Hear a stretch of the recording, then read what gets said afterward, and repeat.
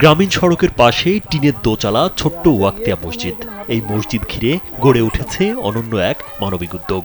এখানে নিয়মিত নামাজ আদায় করতে আসা মুসল্লিদের জন্য রাখা হয়েছে বিনামূল্যে খাবারের ব্যবস্থা।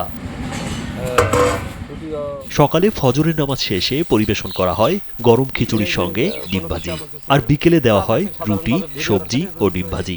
গ্রামের মুসল্লিরা নামাজ আদায় করার পাশাপাশি সেখানেই বসে তৃপ্তির সঙ্গে খাবার গ্রহণ করেন। যাদের সাধ্য আছে তাদের কাছ থেকে নেওয়া হয় নামমাত্র মূল্য। ধরেন সন্ধ্যেবেলা 3টে রুটি, 1টা ডিম 30 টাকা 20 টাকা নিয়ে মানুষে খাইতেছে, আবার যাদের পয়সা করে থাকে না তাদের ফ্রি করে খাইতেছে। ফ্রি সকালে খিচুড়ি, বিকালের দিকে রুটি বা অথবা ডিম সেদ্ধও দেয়, 2-1 পিস করে আবার গোশও দেয়।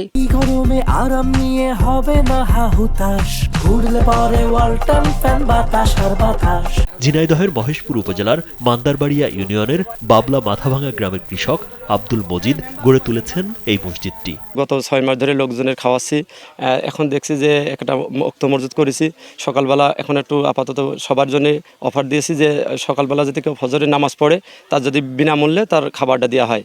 আর 5 ওয়াক্ত যারা নামাজ আদায় করে অল্প মাত্র কিছু টাকাও নেয়, অনেক সময় ফ্রিও খাওয়ানো হয়। সবসময় মুসল্লিরা জানান, গেল 6 মাস আগে আব্দুল মজিদ সড়কের পাশে এই ওয়াক্তিয়া মসজিদটি নির্মাণ করেন। নিজেই দেন আজান, আবার নিজেই করেন ইমামতি।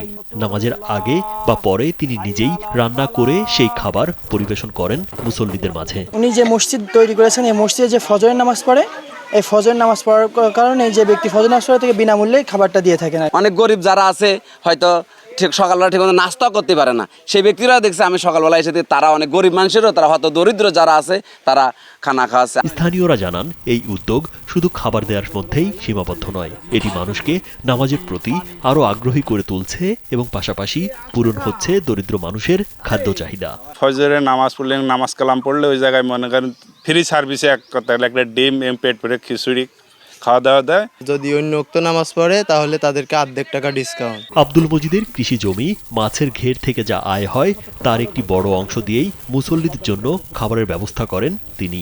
পথচারী যারা আছে তাদের জন্য আপাতত মনে করেন কোনো টাকা পয়সা নেওয়া হয় না, ফ্রি। এতে মাদ্রাসা যে আপনার আছে, আমাদের পাশে গ্রামে একটা হাফিজিয়া মাদ্রাসা আছে, নিয়মিত কিছু মাঝে সাঝে ফ্রি খাবার দেওয়া হয়, আর অল্প মাত্র 10-20 টাকায় খাবার দেওয়া হয় পেট পুরে। রাজীব বিশ্বাস, কালবেলা।